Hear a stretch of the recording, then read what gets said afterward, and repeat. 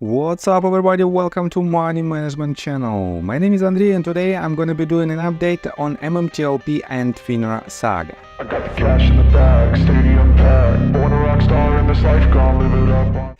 And for today's video guys, I have several quite interesting news.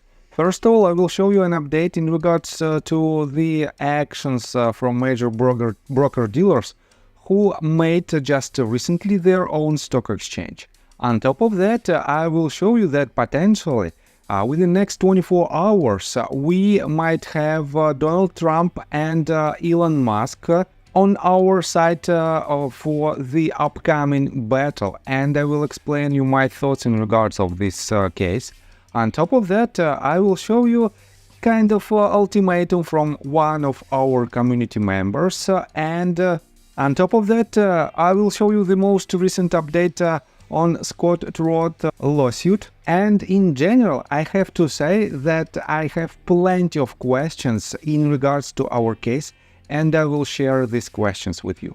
So, and before we dive deep into all of this, guys, please hit the like button for YouTube algorithm and drop me a line in the comment section for whatever reasons you want. So, let's start with the news that basically is the continuation of the most recent news that was published by Kevin Malone. And just yesterday I showed you his tweet where he explained that several major companies made their own stock exchange, and this stock exchange potentially has some additional achievements, and potentially it shows that these companies have a lot of things in common in regards to the potentially illegal actions. So let me show you his recent tweet, and he published this screenshot from Financial Times, and it says, "The US Securities and Exchange Commission is investigating allegations that Wells Fargo, Morgan Stanley, and other Wall Street groups have been systematically cheating customers out of billions of dollars of interest payments." And guys, this is this news in details. You can find it on the Financial Times, and it's titled "SEC investigating Wall Street banks over billions in lost interest payments." Let me quote you just one paragraph. "The probe into cash sweep accounts comes as a number of companies have increased the interest they are paying clients, but the rates being offered to savers, particularly by the nation's largest banks, remains far lower than the returns paid to banks based on short-term interest rates set by the Federal Reserve." And guys, I have to say that it is quite a profitable position for these banks to have basically free money out of this loophole. And this is another evidence that system is broken and we have to fix it. And guys, how we can do it? Definitely, the more people know about our case and the more people know about the unfairness of the market, the more likely we will have, we might be successful in our fight. And how we can do it? Guys, take a look right here. Curtis reposted several tweets that were written by Elon Musk, and Elon Musk just 6 hours ago wrote this: "Live conversation on X with Donald Trump and me at 8 p.m. Eastern Time tomorrow." And we have basically less than 24 hours till this meeting. On top of that, he added 6 hours ago: "This is unscripted with no limits on subject matter, so should be highly entertaining. If you have specific questions and comments, post them under the chat." And guys, Curtis wrote this in response to Elon Musk tweet, and he said, "I think you should both discuss market manipulation, the problem with regulators and how we fix it. You've both experienced it firsthand with Tesla and Trump Media Group." And guys, I have to say that this meeting and this live conversation might be extremely important and useful for us, because if these two people, and I have to say that potentially these are two the most famous people right now, and they have a lot of attention from the mass media from all across the globe. And if Elon Musk and Donald Trump mention about this issue, we will definitely have a huge breakthrough in our case, and we will have a lot of supporters on our side. On top of that, guys, let's take a look on the most recent update in regards to the Scott Trott lawsuit. He wrote this tweet just several hours ago, and he said, "If you can still laugh, you are going to be okay. And when we all laugh at them, they can't handle it. Something about Moody, a pity peasants, and that jazz." As MMTLP Canada got to the party late, posting a somewhat irrelevant photo of 2Gs in drag as photo Intel for my process servers regarding what was going on with the subpoena for the blue sheets delivery drama to 2Gs at the end of last week. I thought I'd set a record straight with him and his Canuck pals and advise all MMTLP men and women and ships at sea that I did provide proper ID in written fashion on 2Gs. There could be no delivery errors. See the last paragraph. And guys, he added this screenshot, and let me pay your attention to the last paragraph. And the paragraph before the last paragraph is following. Please include any details about the person we are serving. In other case, physical description, work hours, if they are expected to avoid service, car they drive, etc. And it says, you can leave the subpoena with any member of his staff, secretary, or the keeper of the records for the SEC. If I were to describe him for identification purposes, he is a dead ringer for the cartoon character Mr. Burns in the TV cartoon series The Simpsons. He is a pretty diminutive white dude, about 5'2", I think, bald. So guys, definitely it is very funny, but I think Scott Trott will succeed in this in his actions, and he will definitely receive the answer from the other side. On top of that, let me show you another tweet from Scott. He wrote this again just less than 24 hours ago, and he said, I got about half a dozen solid proof of facts to submit the second amended complaint. This is a part of it. I will need a judge's permission at this point, but it should be clear to even the most unbiased viewer that FINRA is captured regulatory body. Hell, it has its own internal stock exchange. And guys, we have a lot of questions from that were written by Christian Shaughnessy, and this is one of them, and I covered it in one of my previous video. If you want to know more about these questions, please take a look on Christian Shaughnessy's Twitter account. And definitely these questions, as I mentioned in one of my previous video, should be used in our litigations, and Scott Trott, as you can see right here, have these questions as a weapon under his belt, and definitely this will help us to see some updates that will be made in our favor in upcoming weeks, I think. So let me show you another quite interesting news, and I have to say that this tweet raises more questions. So just several days ago, RareDD published the tweet, and it is directly related to the bankruptcy of MMAT. And he, let me show you, let me quote just the first paragraph of his tweet. The MMAT board of directors is gone. It appears they have had no intentions of acting on the information gathered by Wes Christian and share intel. And guys, Brett, in response to this tweet, wrote this: what action did Wes take?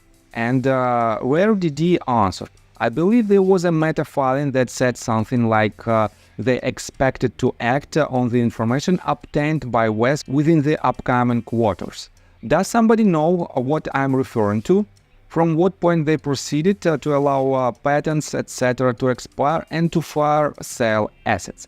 And guys, in general, I have a lot of questions for Wes Christian, because he was hired by John Burda and by his flamethrower. And by the way, we don't have any information from John Burda himself.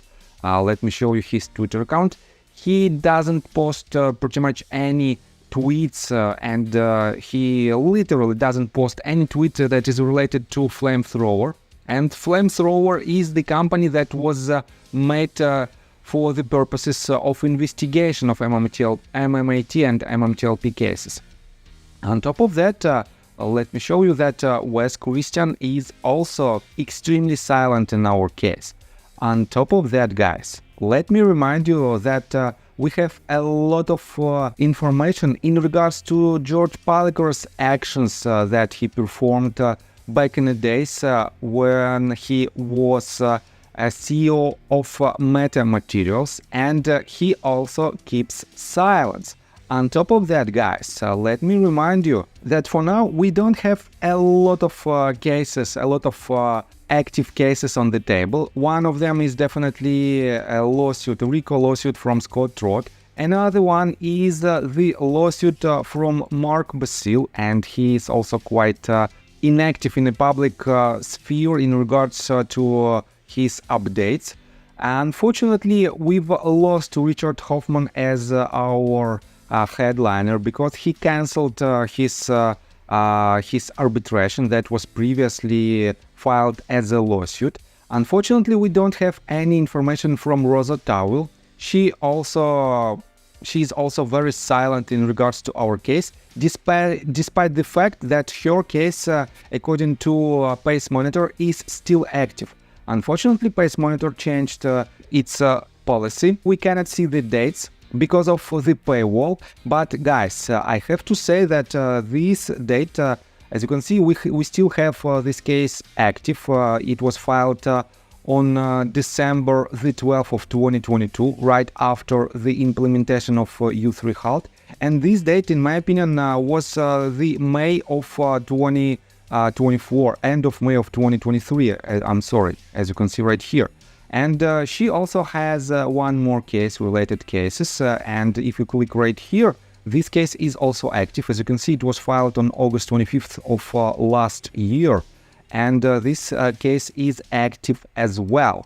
So, unfortunately, we don't have any updates from her side. We don't have any news from Richard Hoffman. Unfortunately, we still have two RICO lawsuits from Scott Trott and Mark Basile, and we have this letter that was written and signed by 74 members of Congress. Unfortunately, for now, neither Pete Sessions nor Ralph Norman have any updates in regards to this case, and because of this, potentially we have some kind of ultimatum from one of the community members.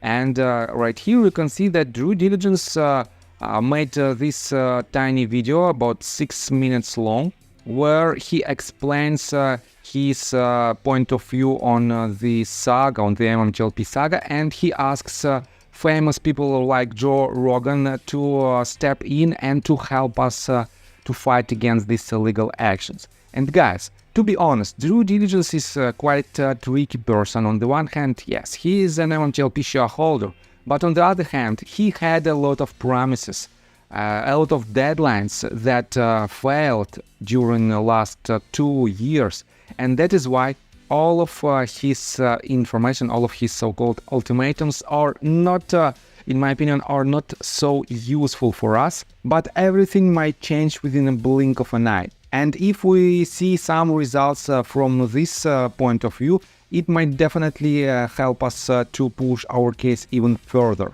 That is why, guys, we have to use all the chances to win this battle. On top of that, guys, take a look right here. We have another tweet from Christian Shaughnessy, and she published it just several hours ago. And let me show you, she published it, yes, several hours ago on August the 12th, and she refers to the Hindenburg Research, and Hindenburg Research is trying to fight against SEBI, Indian agency, Indian authorities that is similar to SEC.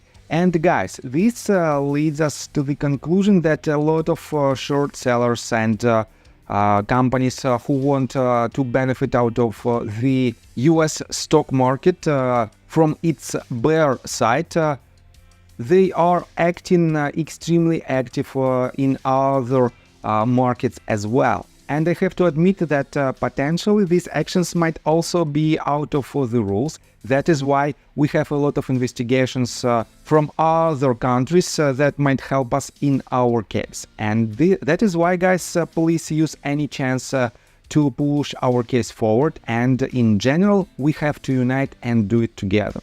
And guys, let me tell you my personal story. I have a wife and 2 children aged 11 and 15, as well as a small dog. After 30 years of living in Russia near the Baikal Lake, we decided to move. Now we reside in Serbia. Although I don't own any MMTLP shares, I invest a lot of time creating daily MMTLP videos. I have been doing this every day without days off and holidays for more than 1.5 years.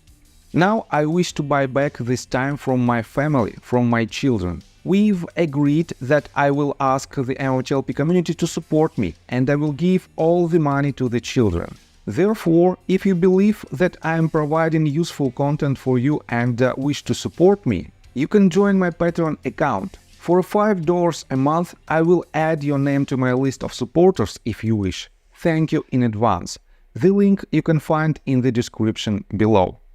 So, I think that's all information that I want to provide you. If you like my video, please hit the like button and subscribe to my channel. And see you guys and girls next time. Bye! I got the cash in the bag, stadium packed.